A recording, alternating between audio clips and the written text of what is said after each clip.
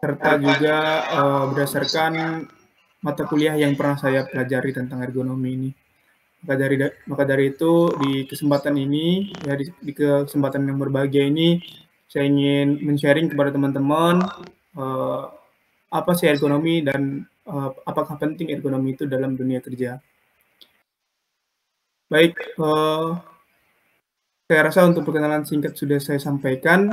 Kita akan masuk ke dalam webinar dan juga materinya mengenai ergonomi.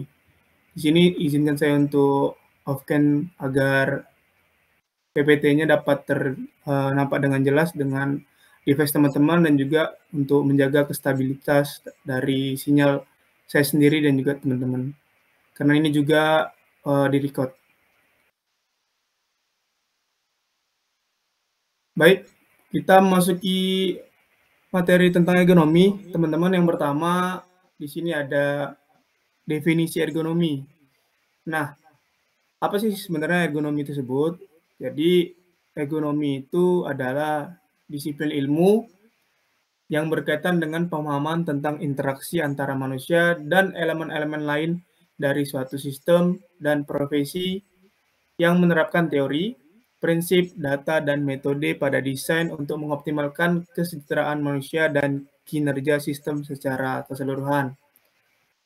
Jadi untuk ergonomi ini sebenarnya teman-teman kita kalau tahu ini ergonomi ini sebenarnya dari bahasa Yunani, ya, yang berasal dari kata ergon dan juga nomos.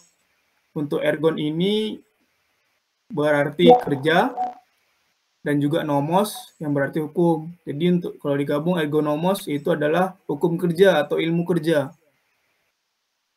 Jadi ergonomi ini menghilangkan ketidaksesuaian antara pekerjaan dan juga pekerjanya, serta menciptakan lingkungan kerja yang optimal. Ergonomi mengacu pada banyak disiplin ilmu. Jadi bukan hanya nanti pekerjaan yang di office saja, tetapi juga seluruh aspek ilmu lah atau aspek pekerjaan, mau yang di luar lingkungan ekstrim ataupun yang di perkantoran. Mengoptimalkan interaksi antara lingkungan kerja dan pekerjanya. Kalau secara mudah dipahami bahwasanya ergonomi ini bagaimana mengatur ya atau mendesain lingkungan kerja kita, tempat kerja kita itu atau alat yang kita gunakan dalam bekerja atau kehidupan sehari-hari juga lebih aman, lebih nyaman, dan juga tidak memberikan dampak yang fatal kepada diri kita seperti mudah kecapean, terus juga pegal-pegal atau malah menimbulkan cedera-cedera yang fatal gitu kepada tubuh kita atau kepada kesehatan kita. Nah, jadi kurang lebih definisi ergonomi kurang lebih seperti itu. Lalu di sini ada asosiasi internasionalnya, teman-teman. Jadi untuk ergonomi ini juga ada di bawah naungan International Ergonomic Association, adalah sebuah federasi yang terdiri dari 52 organisasi ergonomi individu dari seluruh dunia. IEA dibentuk pada tahun 1959. Misi IEA adalah untuk menguraikan dan memajukan ilmu dan praktik ergonomi, serta meningkatkan kualitas hidup dengan memperluas cakupan penerapan dan kontribusinya kepada masyarakat.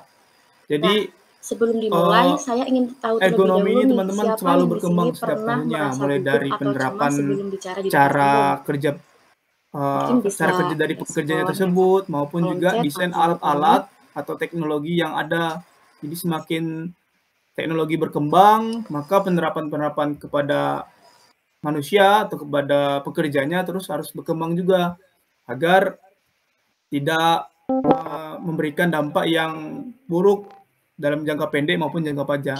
Maka dari itu tadi misi dari IEA tadi, terus memajukan ilmu dan mempraktikkan ergonomi sehingga dari peradaban manusia dan teknologi tetap terjaga nilai ergonominya, jangan malah mempersulit ataupun menyebabkan penggunanya itu merasa mendapatkan cedera. Baik, kita masuki tujuan ergonomi. Tadi sudah kita bahas tentang definisi ergonomi, teman-teman. Selanjutnya kita masuki penjelasan tentang tujuan ergonomi. Sebenarnya apa sih tujuan dari ergonomi ini dalam lingkungan kerja? Ya, jadi tujuan mendasar dari ergonomi adalah untuk menghasilkan kondisi kerja yang dapat ditoleransi atau yang tidak berbahaya bagi kesehatan dan keselamatan manusia. Nah, konteks atau inti dari dapat ditoleransi ini adalah membatasi atau mengatur, teman-teman. Mengatur diri kita, pekerjaan kita itu ya membatasi pergerakan gitu. Jangan sampai pekerjaan yang kita lakukan dapat membahayakan kesehatan maupun keselamatan jiwa kita sendiri. Jadi itu ergonomi adalah dapat memberikan toleransi. Kalau kita melakukan pekerjaan A, apakah nanti dalam jangka pendek maupun jangka panjang berdampak kepada diri kita, apakah kesehatan kita atau keselamatan kita. Maka dari itu dapat ditoleransi adalah membatasi, maksudnya membatasi diri kita. Bagaimana, apakah ini pekerjaan bisa kita lakukan atau perlu bantuan dengan alat atau tidak bisa kita lakukan sama sekali. Nah, di sini ada beberapa poin terkait tujuan ergonomi juga, ya. Salah satunya ada meningkatkan kesehatan dan keselamatan kerja, mengurangi risiko cedera dan gangguan kesehatan pada pekerja dengan menyesuaikan lingkungan kerja agar lebih selaras dengan kemampuan batasan tubuh manusia. Itu yang tadi coba saya jelaskan, teman-teman. Jadi kalau kita menerapkan prinsip ergonomi tadi, malah meningkatkan kesehatan dan keselamatan kita. Karena kita tahu batasan diri kita terhadap pekerjaan. Kalau kita terus-terusan memaksa diri kita untuk melakukan hal-hal yang tidak sesuai ergonomi atau di luar batas ambang dari kebiasaan dari diri kita, maka dari itu tadi dapat menyebabkan gangguan pada kesehatan dan keselamatan kita. Maka dari itu harus dibuat dari lingkungan kerja yang agar bisa selaras dan juga sesuai dengan kemampuan batasan tubuh. Selanjutnya ada poin keduanya, mengurangi human error dan cost. Nah, human error ini kan maksudnya adalah kesalahan dari manusia gitu ya, kesalahan dari pekerjanya. Kita seperti contoh insiden lah, ada insiden gitu. Jadi lingkungan kerja yang ergonomis berdampak pada peningkatan kualitas hasil kerja dan pengurangan biaya akibat cedera atau kesalahan kerja. Nah, itu tadi. Misalnya untuk mengurangi human error di suatu perusahaan itu membuat labeling gitu atau rambu-rambu bahwasannya ini alat yang tidak bisa kena air misalnya, atau ini lantainya dalam perbaikan. Jadi ada warning-warning gitu, mau dari alat yang kita gunakan maupun lingkungan kerja. Jadi nanti tidak menimbulkan human error karena pada dasarnya manusia kan makhluk yang visual ya, yang dia melihat gitu, lebih senang melihat. Jadi kalau misalnya nanti dia melihat suatu tanda gitu atau peringatan di dalam alat kerjanya maupun lingkungan kerjanya, maka dia harusnya jauh lebih berhati-hati, tidak malah melanggarnya. Malah dia dapat mengurangi human error terhadap dirinya sendiri dari suatu pekerjaannya. Nah, dampaknya itu tentu nanti kalau misalnya terjadinya human error, maka cost ya, biayanya yang ditanggung perusahaan atau biaya dirinya sendiri itu malah tinggi. Jadi dari human error tersebut, pekerja tersebut bahkan rugi dalam dirinya sendiri maupun perusahaan juga bakal menanggung. Karena apa? Karena cedera-cedera atau kesalahan kerja yang dilakukan. Jadi kalau akibat human error terus juga nanti ada biaya pengobatan, tentu teman-teman dari perusahaan ya atau asuransi tetap harus menangani kan. Jadi perlu biaya lagi. Dan juga nanti kalau misalnya karena human error itu alat atau mesin yang kita lakukan gitu atau mesin yang kita sedang kerjakan atau alat kerja lah, alat kerja yang kita pakai karena human error, maka mengalami kerusakan atau downtime lah jatuhnya istilahnya. Jadi kalau downtime dalam perusahaan kan tidak jalannya produktivitas ya. atau jam kerja dari suatu proses. Nah, terjadinya downtime, maka tambah lagi tuh bebannya atau biayanya malah tidak masuk kan, income-nya atau nilai pemasukannya dari suatu proses pekerjaan tersebut ya atau perusahaan tersebut maka tidak masuk karena tadi downtime, human error, terus juga orangnya mengalami cedera dan juga melakukan pengobatan perlu biaya. Lalu perusahaan juga ini dampaknya downtime tadi, tidak adanya income yang masuk karena produktivitas terhambat jatuhnya. Baik, kita masuki yang ketiga itu memastikan kesesuaian lingkungan kerja. Memastikan bahwa alat dan lingkungan kerja dirancang agar sesuai dengan karakteristik fisik dan kognitif penggunanya. Nah, ini adalah maksudnya kita sebagai pekerja harus menyesuaikan lingkungan kerja. Misalnya contoh di industri manufaktur. Di industri manufaktur dengan komponen yang kecil ya, untuk misalnya menyolder dan sebagainya, memerlukan meja. Maka meja yang didesain dengan posisi operator yang berdiri, maka harus tinggi dengan yang rata-rata. Biasanya seperut lah kurang lebih mejanya kalau posisinya berdiri. Jadi operator yang mengerjakan pekerjaan tersebut tidak menunduk ya ataupun ketinggian gitu. Jadi posisi tangannya dengan juga pekerjaannya itu selaras. Jadi itu menyesuaikan lingkungan kerja. Jadi kalau misalnya prinsip ergonomi tadi dipegang pada perusahaan maupun diri pribadi, maka dari itu harusnya dampak-dampak terhadap tidak menerapkan ergonomi bakal terjaga, kayak cedera atau kelelahan yang berkepanjangan dan sebagainya. Jadi kurang lebih tujuan dari ergonomi tadi itu adalah dapat mentoleransi batasan diri kita terhadap pekerjaan.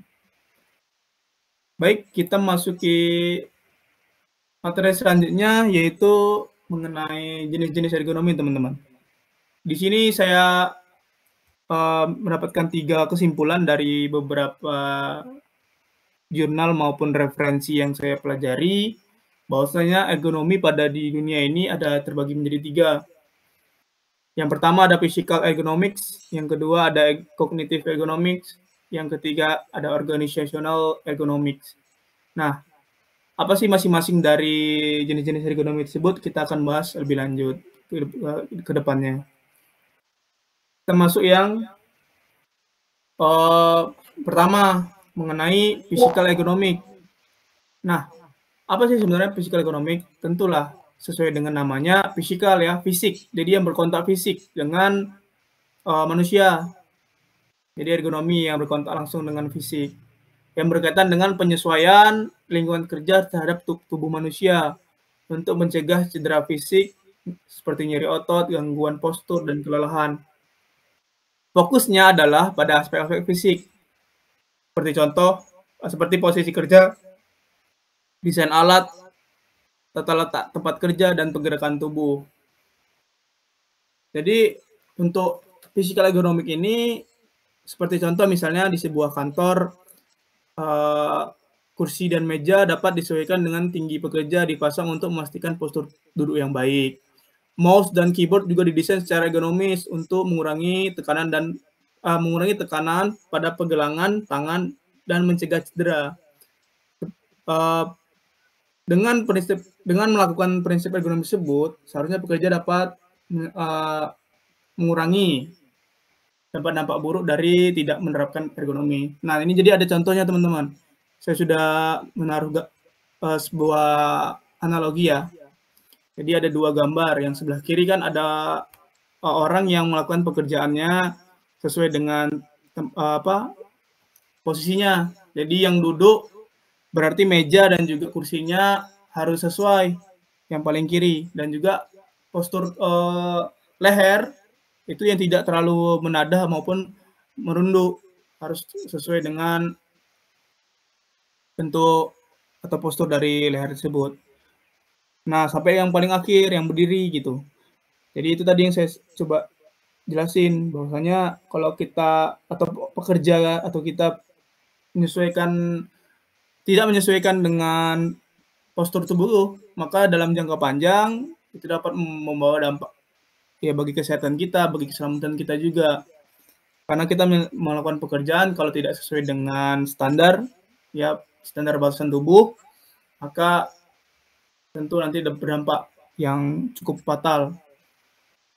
Nah, jadi gitu. Makanya ada posisi berdiri dan juga dengan meja yang tinggi, baru setengah, dan juga ada yang duduk, yang benar-benar duduk dan ada senderannya. Nah, contohnya yang sampingnya adalah bentuk mouse, teman-teman. Penggunaan mouse, lebih tepatnya penggunaan mouse. Jadi, sebenarnya dalam sekarang ya, mau kita di lingkungan mahasiswa maupun kerja kantor atau masyarakat itu menggunakan mouse-nya kurang lebih yang atas ya, yang standar mouse. Padahal itu sebenarnya kurang ergonomis. Karena tekanan tadi, perubahan pergelangan dari siku sampai dengan pergelangan itu dipaksa buat lurus, menyesuaikan dengan si mouse. Jadi pergelangan tangan kita itu gampang mudah lelah atau capek nantinya ke depannya. Nah, yang bagusnya adalah yang ergonomik dalam contohnya mouse ini adalah yang vertical mouse ini, teman-teman. Jadi bentuk dari siku sampai dengan pergelangan tangan itu menyesuaikan. Memang kan coba contohnya teman-teman menaruh tangan di meja terus memegang mouse, itu kan kalau posisinya seperti yang vertical mouse itu lebih nyaman. Karena memang dari struktur tulang maupun dari struktur tulang dari siku sampai dengan pergelangan harusnya posisinya agak miring seperti itu. Jadi jempol tidak menyesuaikan dengan jari kelingking, teman-teman. Jadi menyesuaikan dengan bentuk mouse tadi itu, sehingga dalam jangka panjang pun seharusnya pergelangan maupun siku tadi teman-teman itu terjaga, tidak mudah lelah ataupun cedera. Nah, kalau juga seperti contoh lain, kalau teman-teman pernah lihat gitu atau pernah tahu tentang keyboard yang berbentuk M. Ya, kalau keyboard yang standar yang biasa, ini keyboard eksternal ya, bukan keyboard yang di dalam laptop atau ya dalam laptop kita, tapi keyboard eksternal gitu yang keyboard ada colokannya tambahan, itu ada yang desainnya seperti huruf M. Ya, yang bentuknya M gitu. Itu karena memang itulah yang dibilang keyboard ergonomis. Karena memang menyesuaikan dengan siku kita yang kurang lebih 90 derajat lah. Jadi pas posisi tangan kita mengadahkan ke atas meja, kan kalau kita pakai keyboard yang biasa gitu yang lurus, itu kan siku kita merapat gitu ya, merapat ke tengah karena memang menyesuaikan dengan keyboard tersebut. Nah, seharusnya keyboard ergonomik tadi adalah yang bentuknya M tadi, kalau teman-teman pernah lihat. Jadi kalau keyboard ergonomi yang bentuknya M, pekerjaan kita mau jangka pendek maupun jangka panjang bakal mengurangi tadi nyeri otot, cedera fisik, dan gangguan postur, serta kelelahan. Nah, jadi kurang lebih poin dari physical ergonomic tadi bagaimana berkaitan dengan lingkungan kerja yang menyesuaikan terhadap tubuh manusia dengan alat-alat yang digunakan dan juga lingkungan kerja. Tadi contohnya lah ada mouse dan juga ada keyboard, serta meja dan kursi. Kurang lebih mengenai physical ergonomic seperti itu, teman-teman. Kita masuki yang selanjutnya, yaitu jenis-jenis ergonomi, yaitu cognitive ergonomics. Apa sih cognitive ergonomics tersebut? Yaitu adalah berfokus pada bagaimana faktor psikologis mempengaruhi pekerjaan seperti proses mental, perhatian, persepsi, memori, dan pengambilan keputusan. Ergonomi ini bertujuan untuk mengurangi beban mental, kesalahan, dan stres, serta meningkatkan efisiensi kognitif dalam pekerjaan. Nah, dalam penjelasan mudahnya adalah sebenarnya ergonomi bukan berkaitan tentang fisik aja, tapi memang mental dan psikologis juga ada dampaknya kalau kita tidak memperhatikan lah atau kita mengacuhkan aspek ergonominya. Seperti contoh misalnya gini, ada pada sistem kendali gitu ya, sistem kendali lalu lintas udara. Jadi di bandara ibaratnya. HMI atau Human Machine Interface, kalau teman-teman tahu seperti gambar lah. antarmuka gitu atau fitur pada layar komputer didesain sedemikian rupa agar informasi seperti posisi pesawat, ketinggian, dan jalur penerbangan mudah dipahami dan diakses oleh petugas. Ini membantu mengurangi beban mental mereka dalam mengawasi banyak pesawat dan membuat keputusan yang cepat serta tepat waktu. Jika desainnya kurang ergonomis, misalnya informasi penting sulit ditemukan atau tampilan terlalu penuh, maka potensi kesalahan meningkat yang bisa mengancam keselamatan penerbangan. Nah, jadi dari contoh tersebut kita dapat menarik kesimpulan bahwasanya itu tadi adalah manusia memang makhluk yang visual. Jadi kalau misalnya nanti kita membuat ya atau merancang sebuah desain maupun atau di handphone maupun buat di website dan sebagainya atau di panel juga bisa. Ya itu kita harus buat yang mudah dipahami, bukan yang mudah dipahami oleh orang lain, bukan hanya dari si pembuat. Seperti contoh tadi kan pekerjaannya di bandara ya. Jadi ada monitor atau layar gitu yang memang membaca pergerakan pesawat. Jadi pesawat sudah ada jalurnya masing-masing ya. Jadi nanti mengirimkan keputusan atau mengirimkan kepada pesawat tersebut. Oh, di sini jalannya sedang aman buat turun, buat landing misalnya. Jadi tidak membebankan faktor psikologis kita terhadap pekerjaan. Jadi itu tadi kognitif ekonomik. Seperti juga ada contoh. Di contoh kan saya menaruh ada sebuah gambar panel gitu ya teman-teman. Misalkan kita bekerja di PLN atau pembangkit listrik dan sebagainya, kita disuruh standby untuk memperhatikan monitor atau HMI-nya tersebut. Nah, seketika ada alarm gitu, ada problem di suatu prosesnya, kita langsung melihat saja dari monitor tersebut. Oh, berarti di ini yang tandanya sedang mengalami masalah. Jadi kita langsung cepat melakukan tindakan keputusan. Karena itu tadi poinnya. Ekonomi kognitif adalah bagaimana dalam pengambilan keputusan psikologis tetap terjaga sehingga tidak menyebabkan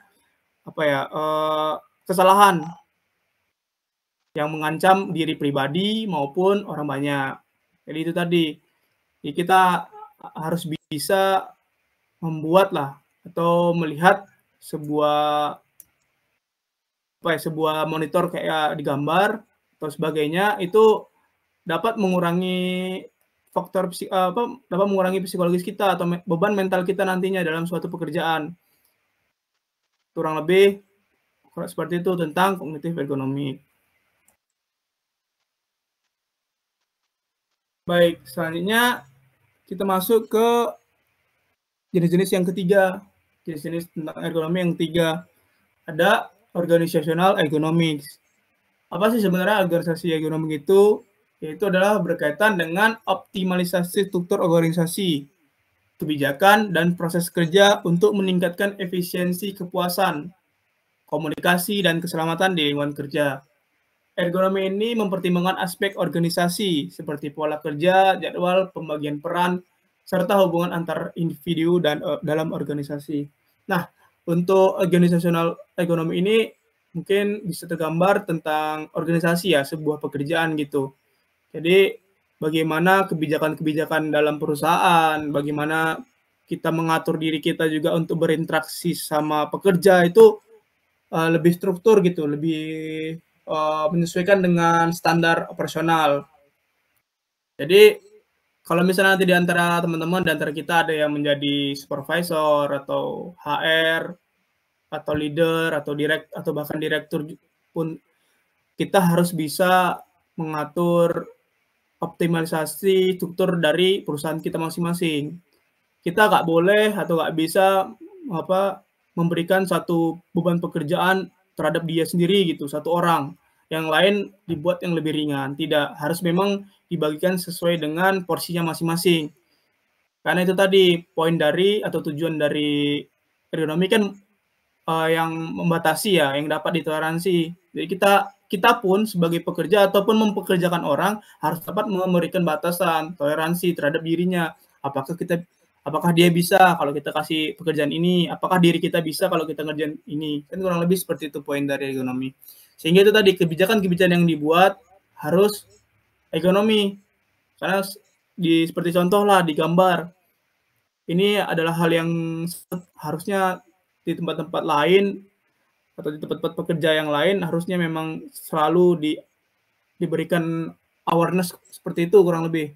Jadi utamakan sholat dan juga keselamatan kerja ini bagi yang muslim ya. Jadi keselamatan kerja memang penting, tapi sholat juga nggak bisa nomor 2 kan. Maka dari itu kalau memang ada juga kebijakan seperti ini, contoh lain dari kebijakan yang utamakan sholat ini adalah coffee break teman-teman. Kalau teman-teman pernah dengar, misalnya kita kerja kantor atau kerja dimanapun ada time buat coffee break gitu, jam 10 ataupun jam 2 sebelum makan siang.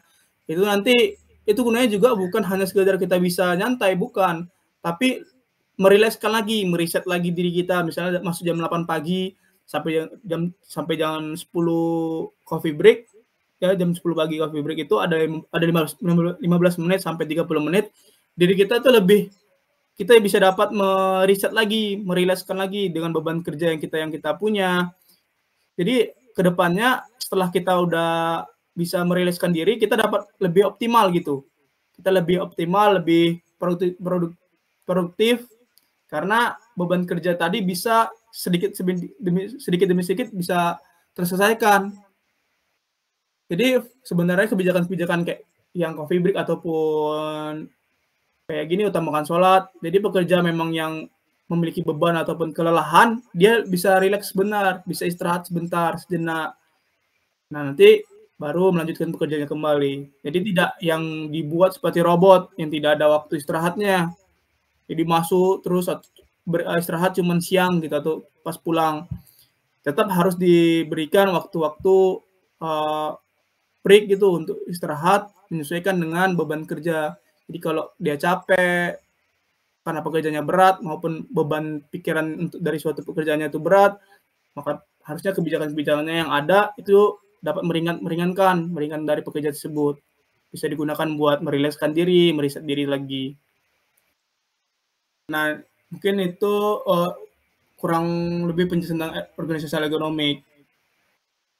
Misalnya seperti kalau bisa diberi contoh, misalnya sebuah perusahaan pabrik menerapkan sistem kerja shift yang memungkinkan pekerja untuk bergiliran dan beristirahat secara cukup. Perusahaan juga mengatur proses komunikasi antar tim dengan rapat rutin dan alat komunikasi yang jelas, sehingga sistem shift ini mengurangi kelelahan fisik dan mental pekerja, serta memperbaiki kualitas komunikasi antar tim. Dalam hal ini ergonomi organisasional membantu memastikan bahwa karyawan dapat bekerja secara produktif tanpa risiko kelelahan berlebihan atau miskomunikasi. Nah, itu tadi mulai dari kebijakan dan juga individu kita sesama rekan tim harus terjalin komunikasi yang baik. Ini menjadi catatan bagi kita pekerja maupun nanti atasan gitu. Kalau kita ada kesempatan buat menjadi atasan, diberi tanggung jawab amanah, kita harus dapat itu tadi menjaga komunikasi antar tim, antar pekerja kita, lalu juga memberikan waktu space buat istirahat akibat kelelahan misalnya dari suatu pekerjaan atau dari beban pekerjaan tersebut.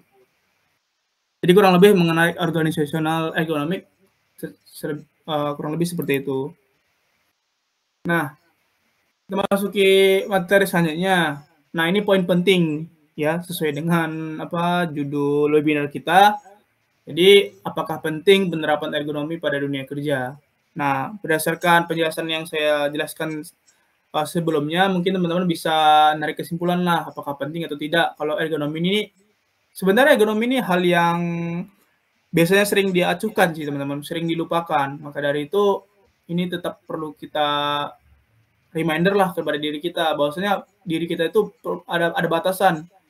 Apa yang tidak bisa lakukan atau kalau kita melewati batas tersebut, maka fisik atau tubuh kita mengalami cedera.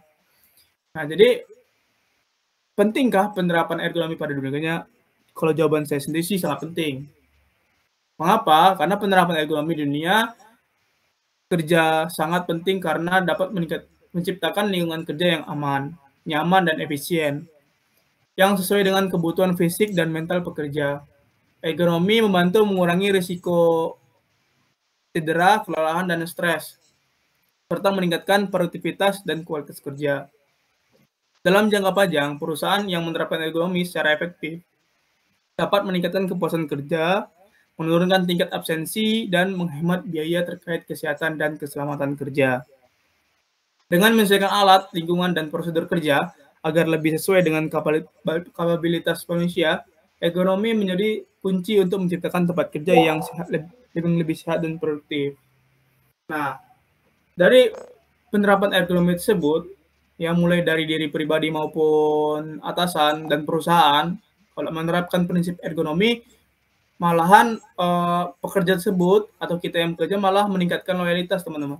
Kita lebih tidak mudah capek, kita lebih rileks bekerja, lebih nyaman, lebih aman.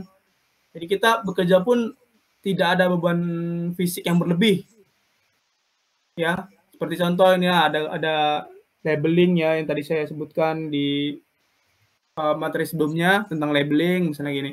Rambu-rambu seperti ini kalau di dalam pekerjaan yang lingkungannya ekstrim ya, yang di luar ruangan, ya walaupun di dalam ruangan tetap ada, cuman kalau di luar ruangan tidak dibuat seperti ini, atau ada tidak diberikan rambu-rambu sama sekalipun, atau kosong lah, maka kecelakaan kerja atau keselamatan kita dapat meningkatkan potensi, karena nggak ada rambu-rambu tadi. Nah, dari itu buat perusahaan memang harusnya tetap harus sesuai dengan peraturan lah di Disnaker ya, Dinas Tenaga Kerja itu pasti ada pasal yang mengatur tentang kewajiban perusahaan mengatur atau menyediakan rambu-rambu pekerjaan yang penting demi keselamatan dan kesehatan manusia untuk pekerjanya. Gambar kedua ya tentang gambar meja dan juga kursi ergonomis, teman-teman. Jadi kursi dan meja yang bisa di-adjust kesesuaiannya tempat duduk atau tempat berdiri, dan mejanya bisa diatur juga tuh. Ini memang harus menyesuaikan dengan postur tubuh. Lagi-lagi postur tubuh. Memang ergonomi ini tidak jauh dengan bagaimana batasan tubuh kita. Ya, jadi apa yang nyaman di tubuh kita, bagaimana mengatur kenyamanan di tubuh kita, dan juga memberikan dampak kesehatan dan keselamatan jangka panjang, yaitu memang ergonomi, teman-teman. Itu aspek ergonomi. Nah, jadi kurang lebih gambarnya yang bawah tentang meja. Jadi biasanya di kantoran. Jadi tinggi meja bisa disesuaikan, juga kursinya ya bisa bergerak dan juga empuk. Senderan kursinya menyesuaikan dengan tulang punggung kita. Tulang punggung kita kan seperti huruf S ya. Nah, kalau huruf S, kalau dikasih kursi yang datar gitu, yang vertikal biasa, itu biasanya menyebabkan kelelahan. Makanya dalam 30 menit udah terasa ini pundak atau pinggulnya terasa sakit, karena itu tadi senderan dari kursi itu tidak selaras dengan bentuk tulang punggung. Nah, jadi memang sangat penting bahwa penerapan ergonomi pada dunia kerja harus dilakukan dengan menyadari kita harus tetap sadar bahwasanya ergonomi dalam dunia kerja itu sangat penting. Mau kita jadi pekerjanya maupun nanti kita bakal mempekerjakan orang, tetap hal ergonomi, aspek ergonomi jangan sampai teracuhkan gitu, teman-teman. Nah, baik, kita masuki contoh kasus. Ini saya berikan agar teman-teman lebih tervisualisasikan, lebih nampaklah jelas gambaran aspek ergonomi itu apa sih dalam lingkungan kerja. Contoh kasus 1, ini ada ergonomi di pusat distribusi barang gudang logistik. Di sebuah perusahaan e-commerce besar, pekerja gudang bertugas mengambil, mengemas, dan memindahkan produk yang akan dikirim ke pelanggan. Kegiatan ini mengharuskan pekerja mengangkat, menumpuk, dan memindahkan barang dari satu tempat ke tempat lainnya selama berjam-jam setiap harinya. Nah, jadi tantangannya dalam contoh kasus ini, banyak pekerja mengalami masalah kesehatan akibat posisi kerja yang tidak ideal. Mereka seringkali harus membungkuk atau memutar tubuh untuk mengangkat barang dari lantai atau rak yang terlalu rendah. yang mengakibatkan kelelahan dan cedera otot, seperti nyeri punggung dan cedera punggung bawah. Akibatnya, tingkat absensi pekerja meningkat dan produktivitas industrinya atau perusahaannya menurun. Nah, seperti visualisasi dari gambar, ya analogi dari gambar yang di atas kan karena mengangkat beban yang banyak, ya yang harus ditumpuk, ya mau langsung selesai cepat siap, langsung diangkatnya sekalian banyak gitu. Maka ya mungkin dia kuat dalam waktu sekarang, tapi mau dia kerja 2-3 tahun pasti udah ada kena cedera yang fatal di bagian pinggul maupun tubuh belakang karena terus memaksakan mengangkat barang-barang logistik tadi itu dengan langsung tidak menggunakan alat. Bahkan APD saja tidak diperhatikan gitu. APD-nya seperti misalnya helm safety dan juga rompi dan sepatu safety misalnya. Itu yang perlu juga diperhatikan bagi pekerja yang membutuhkan APD. Maka dari itu yang benarnya gambar bawah yang saya berikan tandang centang. Jadi kalau memang pekerjaannya membutuhkan menumpuk ya, yang mengharuskan pekerjaan untuk menumpuk sekali pindah tempat itu harus banyak, maka menggunakan alat tersebut. Ini alat yang ada di Begang ya. Saya lupa namanya apa. Ini ada alat gitu. Alat seperti pendorong dan pendorong itulah. Jadi alat itu barang tersebut ditumpuk pun nggak apa-apa karena memang ada batasan beratnya. Mau sampai ratusan kilo pun saya rasa masih kuat. Nah, jadi lebih efisien, lebih efektif dan juga mengurangi tingkat absensi kan. Kalau yang atas nanti sore udah terasa nih, besok pagi udah nggak bisa bangun karena punggungnya cedera. Nah, kalau yang bawah saya rasa jauh lebih aman.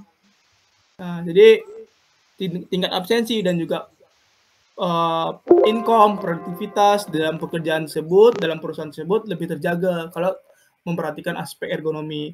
Juga menggunakan APD, misalnya ada barang-barang dari rak yang belakang itu atau yang samping itu jatuh, barangnya jatuh, kepalanya yang paling utama, keselamatannya terjaga karena menggunakan helm safety.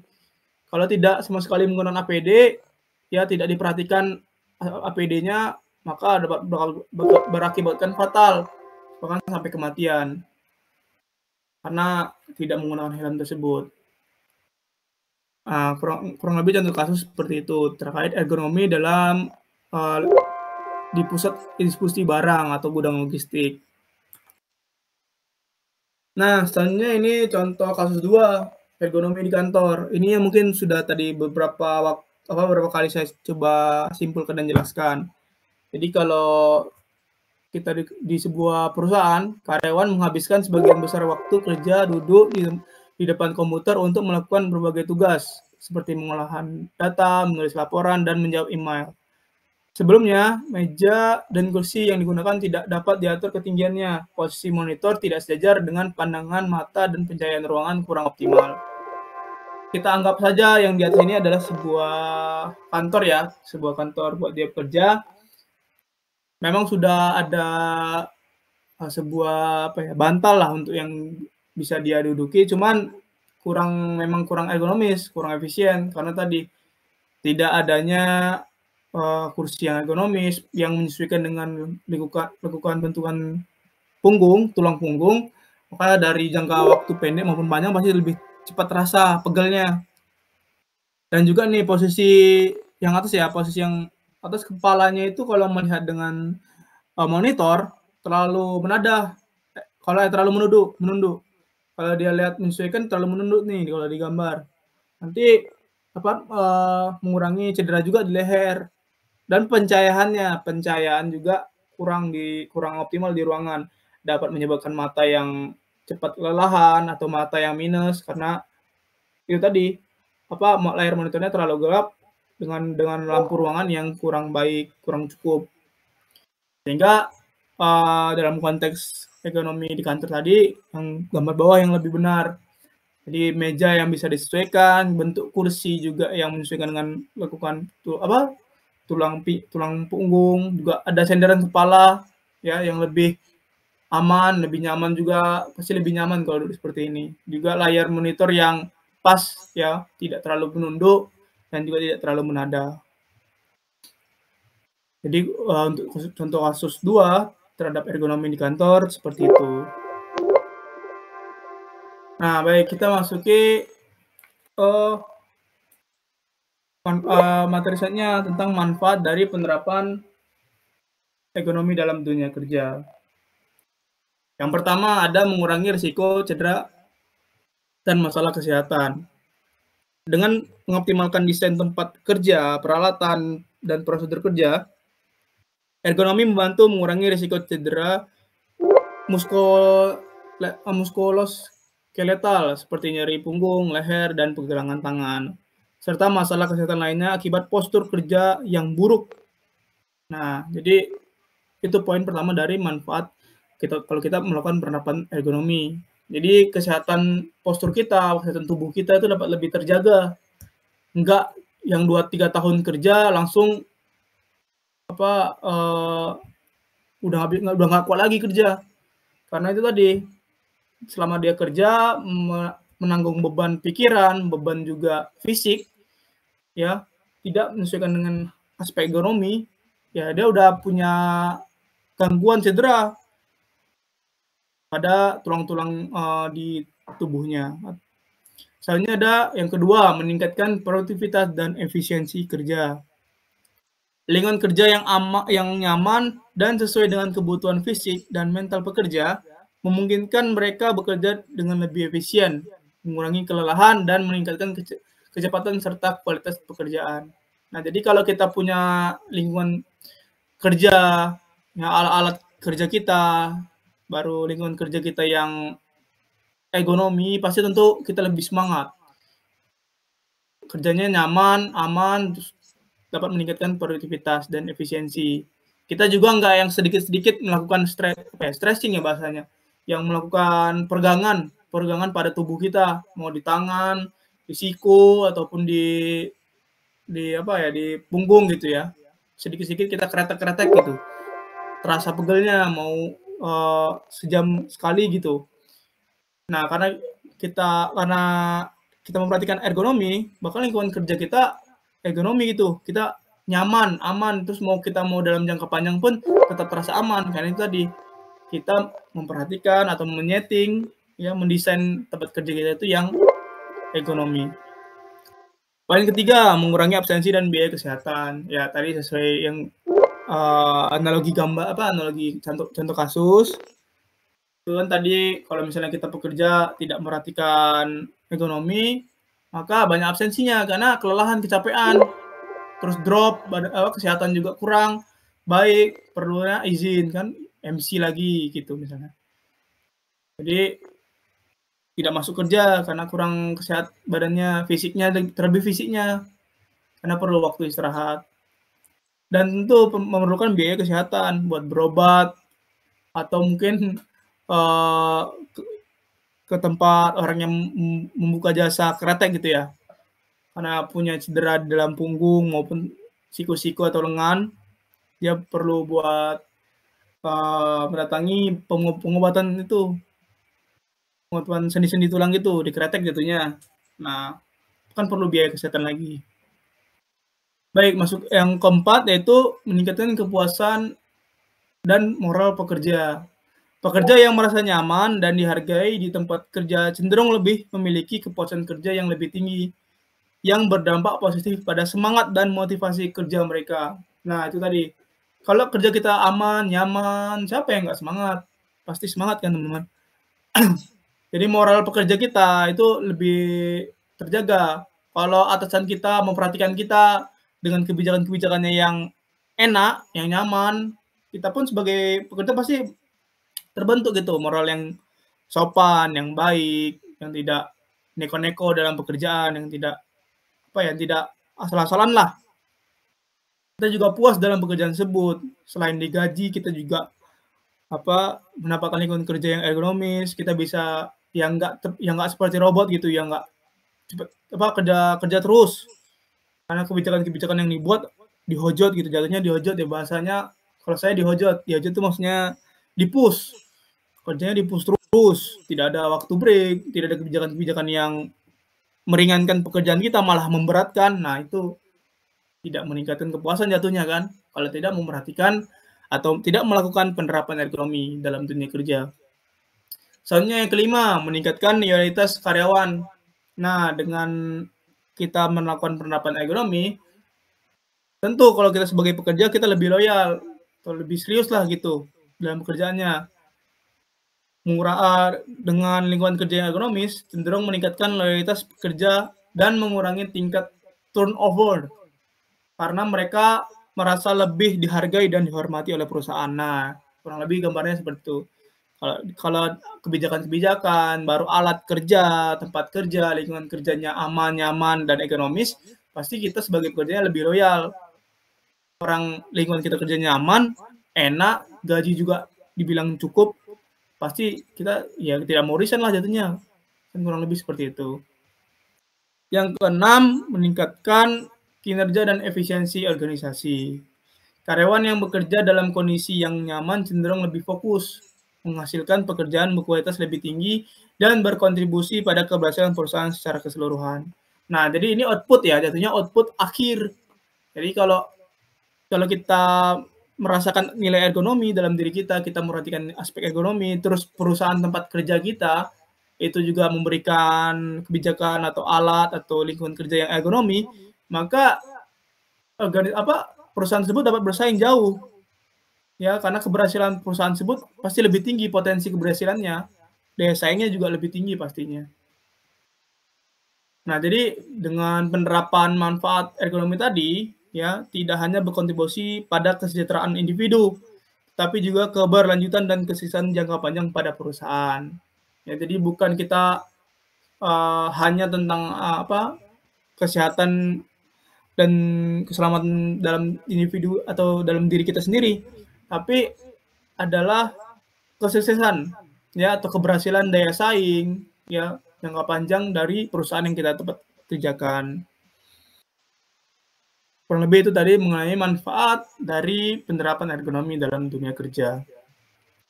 Baik, selanjutnya adalah kesimpulan. Ya, kesimpulan dengan menyadari dan memahami serta menerapkan prinsip-prinsip ergonomi fisik, kognitif, dan organisasi, perusahaan dan individu dapat menciptakan lingkungan kerja yang lebih aman dan efisien. Hal ini tidak hanya meningkatkan kesejahteraan karyawan, tetapi juga mendorong produktivitas yang lebih tinggi, mengurangi risiko cedera, serta meningkatkan kepuasan dan loyalitas pekerja. Yang pada gilirannya akan berkontribusi pada keberhasilan daya saing perusahaan di dunia kerja yang semakin kompetitif. Nah, jadi adalah outputnya dari pemanfaatan dari manfaat dan juga penerapan ekonomi bukan hanya semata-mata dari individu, tapi juga nanti perusahaan yang lebih sukses gitu, yang lebih berhasil pada daya saing perusahaan di dunia. Oke, baik. Jadi kurang lebih mengenai materi tentang ergonomi pada lingkungan kerja ya, pada dunia kerja seperti itu. Jadi ergonomi ini adalah hal yang sebenarnya kecil, bukan dibilang kecil juga tidak. Lebih tepatnya kurang diperhatikan gitu bagi beberapa insan, bagi beberapa manusia, pekerja ataupun perusahaan yang kurang memperhatikan. Padahal dampaknya ke depannya mau dari pekerjaannya, dari fisiknya, mentalnya, terus organisasi perusahaannya juga tidak bakal aman, tidak bakal sehat, tidak bakal sukses ke depannya kalau aspek ergonomi tadi, penerapan ergonomi tadi tidak dilakukan atau tidak dimaksimalkan dalam upayanya. Baik teman-teman, itu saja mungkin yang dapat saya sampaikan terkait pentingnya ergonomi dalam dunia kerja.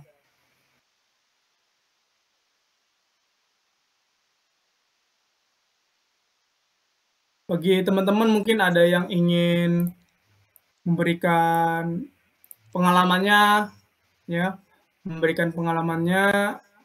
terus juga wawasannya terkait ergonomi dalam dunia kerja ini boleh diperkenalkan untuk on-cam juga. Lalu juga kalau misalnya ada pertanyaan yang ingin kita diskusikan sama-sama, juga boleh teman-teman sampaikan mau on mic maupun juga di public chat. Dari Kak Lukmanul Hakim, Kak, apakah materinya akan di-share? Ini adalah materi yang saya buat sendiri ya. Kalau memang ada teman-teman ya, rekan-rekan mau meng-save-nya atau mau menyimpannya di store teman-teman, boleh banget, storage teman-teman boleh. Nanti setelah ini bakal saya WA lah teman-teman yang mau men-save materinya. Sangat diperbolehkan buat teman-teman. Baik, ada teman-teman ada yang ingin dipertanyakan ataupun membagikan wawasannya, kita berdiskusi saja di sini mengenai tentang ergonomi dalam dunia kerja. Jadi karena saya sekarang itu di semester 7 ya, saya magang di semester 8, jadi masih semester depan. Jadi saya belum benar-benar merasakan POV ya jatuhnya, point of view dari ergonomi ini dalam dunia kerja. Tapi seharusnya dan semestinya memang setiap perusahaan-perusahaan yang memperkerjakan pekerja harus memperhatikan aspek ergonomi ini. Dan juga memang teknologi, alat-alat ya, alat-alat terus juga desain-desain yang ada itu semakin hari semakin ergonomis. Kayak misalnya pisau, teman-teman. Pisau kan kalau yang dulu masih gagangnya itu masih masih datar lurus. Kalau sekarang kan udah membentuk pola-pola jari ya, kayak pola-pola jari sini. Nah, itu memang dirancang seergonomis mungkin agar penggunanya lebih nyaman, lebih aman. Lebih nyaman lah, dalam jangka panjang juga kan nggak pegel tuh, karena dia menggenggam. Kalau dibentuk dengan gagangnya tadi dibentuk sesuai dengan lekukan bentuk jari, maka ya itu lebih nyaman rasanya. Contoh lain juga misalnya ergonomi ini seperti m-banking lah, mungkin teman-teman punya m-banking ya, atau e-commerce lain lah, atau apapun aplikasi yang ada di handphone. Karena tadi manusia adalah makhluk yang visual ya teman-teman. Kalau melihat sebuah aplikasi atau layar ya, yang kompleks gitu, yang banyak tulisan, banyak fitur, itu kan lebih bisa maka dari itu sekarang tuh desain di handphone atau di software itu kalau bisa seefektif mungkin, sesimpel mungkin, tapi tidak mengurangi fitur. Maka dibuat dari itu. Kayak misalnya fiturnya itu masing-masing berjarak, ada space-nya jarak, tidak yang rapat-rapat banget, tidak yang bikin susah mengerti penggunanya. Karena memang itu semakin hari tingkat ergonomi itu harus semakin berkembang menyesuaikan dengan zaman. Kalau dulu misalnya masih handphonenya yang tombolnya masih di luar gitu ya, karena kemajuan teknologi zaman, maka sekarang udah yang full layar kan ya, full screen. Itu sebenarnya ada aspek ekonomi juga di dalamnya, tidak hanya kemajuan teknologi. Bagaimana manusia bisa menggunakan phone yang full layar, ada tombolnya lagi, dapat jauh lebih mudah, kesusahan lagi dalam memahami penggunaannya. Nah itu tadi, ergonomi ini bukan hanya sekedar fisik, tapi bagaimana kemudahan, kenyamanan ya kepada penggunanya. Jadi bukan hanya fisik saja, mental saja yang dipengaruhi, tapi bagaimana memberikan rasa nyaman, aman, terus kemudahan ya, usabilitas jatuhnya. Sebenarnya ada juga materi tentang usabilitas terkait ergonomi ini, cuman tidak saya cantumkan mungkin di lain kesempatan. Jadi usability adalah kemudahan. Bagaimana kemudahan desain suatu alat atau teknologi itu dapat mempermudah, mengefisiensi dari penggunanya. Jatuhnya tidak menyulitkan lah. Kurang lebih itu aja mengenai ergonomi teman-teman dalam dunia kerja, konteksnya di dunia kerja. Kalau teman-teman ingin sharing terkait pengalaman, mungkin udah ada yang pernah magang ataupun pernah bekerja, dan aspek ergonomi apa sih yang dirasakan di perusahaan, dan mungkin ada aspek ergonomi yang kurang diperhatikan gitu, boleh di-sharing atau mau ditulis di public chat juga boleh. ataupun teman-teman ingin menyampaikan pertanyaan terkait penjelasan saya yang kurang jelas, boleh ditulis ataupun di on mic.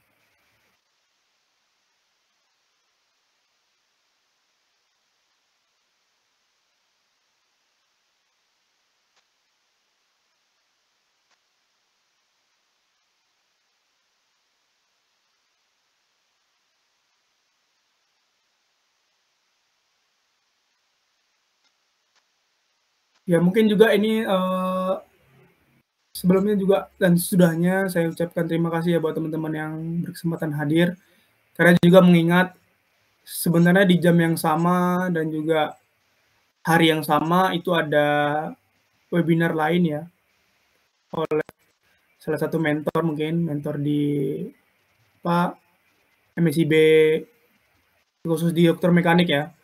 Di dokter mekanik juga sedang ada webinar oleh mentor, cuman ya tidak apa-apa, ini juga memang sudah saya schedule jauh-jauh hari.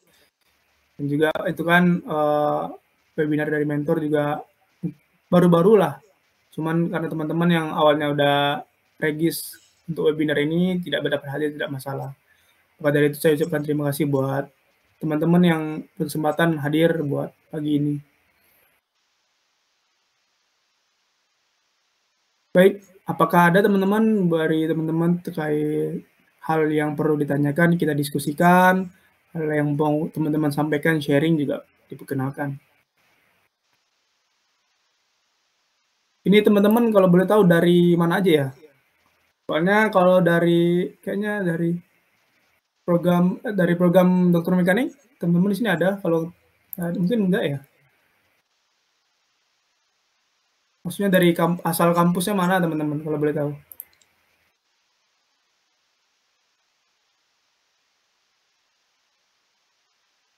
UNESA, Kak Nela ya dari UNESA.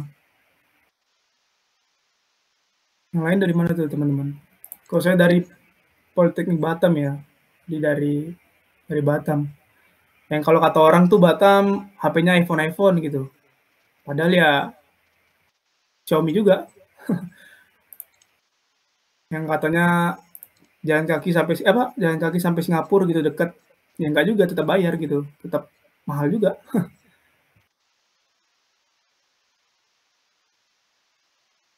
Universitas Mayasari Bakti.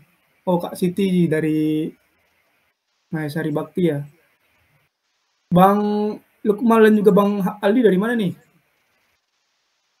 Buat teman-teman salam kenal ya semuanya, saya Jimny.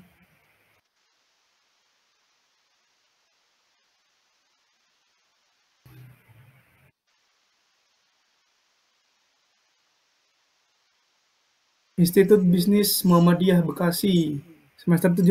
Wah, satu letting nih ya semester 7. Dari Institut Bisnis Muhammadiyah. Ngomongin kalau Muhammadiyah, Menteri Pendidikan kita ini ya sekarang dari Muhammadiyah. Mudah-mudahan kedepannya inilah membawa perubahan yang bagus. Karena Muhammadiyah kan pendidikannya oke lah. Universitas dan juga sekolahnya banyak.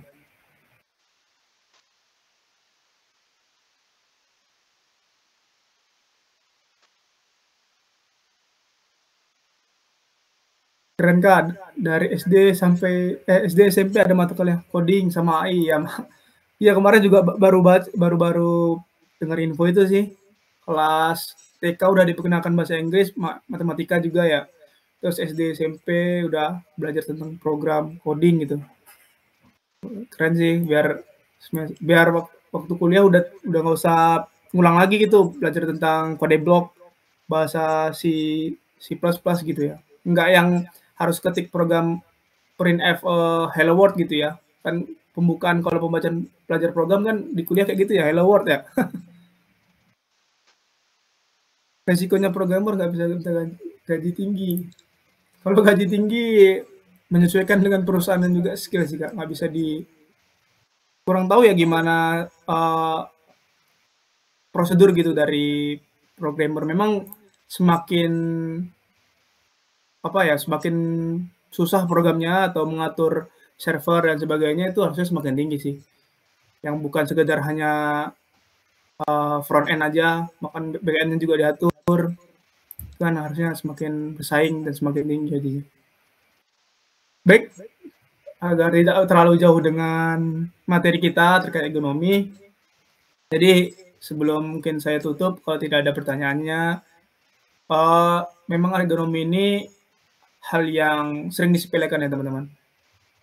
Kayak kita sering bekerja atau melakukan aktivitas di rumah aja lah, dikit-dikit langsung rebahan gitu karena pegel dan sebagainya. Itu tadi, sebenarnya ergonomi ini hal yang sering diacuhkan dan tidak diperhatikan. Apalagi ini hal parahnya di konteks dunia kerja, yang mana perusahaan-perusahaan tidak memberikan tidak memberikan ruang, tidak memberikan kebijakan yang ergonomis sehingga dapat memberi pressure gitu. Kita dapat lingkungan kerja yang nggak nyaman, nggak aman, terus juga kesehatan dan keselamatan kerja kita memiliki potensi yang tinggi atas kecelakaan kerja, maka pasti kan kita nggak nyaman ya. Siapa yang nyaman gitu?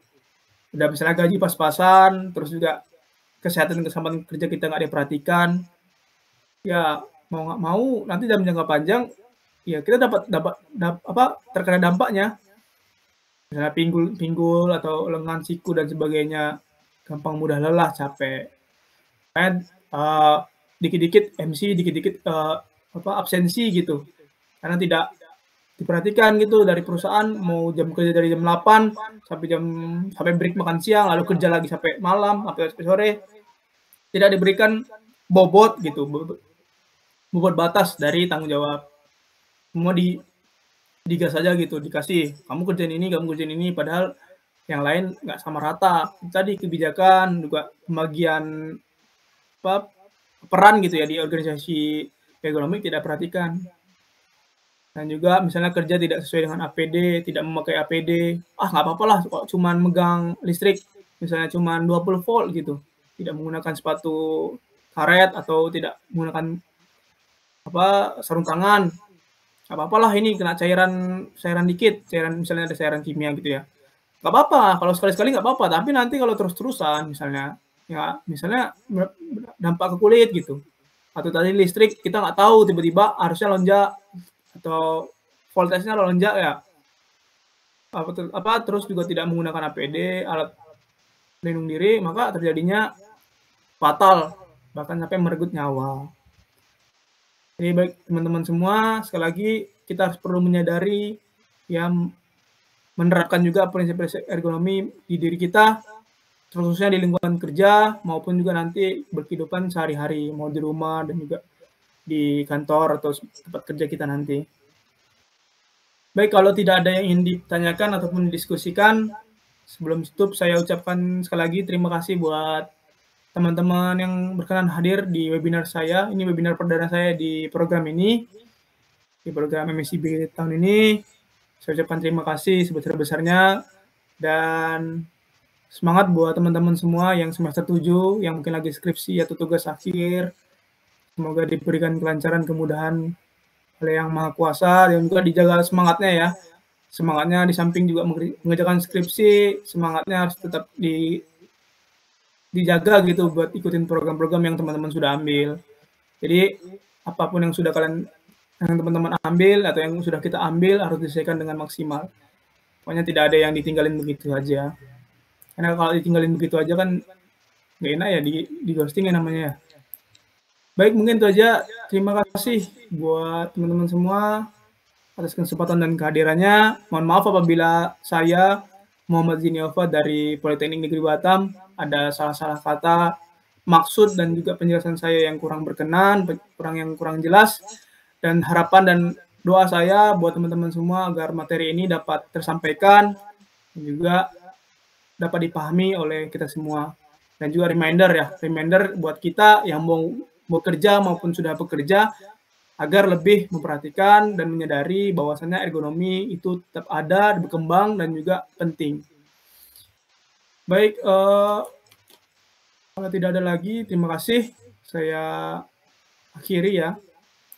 Wabillahi taufiq wal hidayah. Wassalamualaikum warahmatullahi wabarakatuh. Selamat pagi teman-teman semua.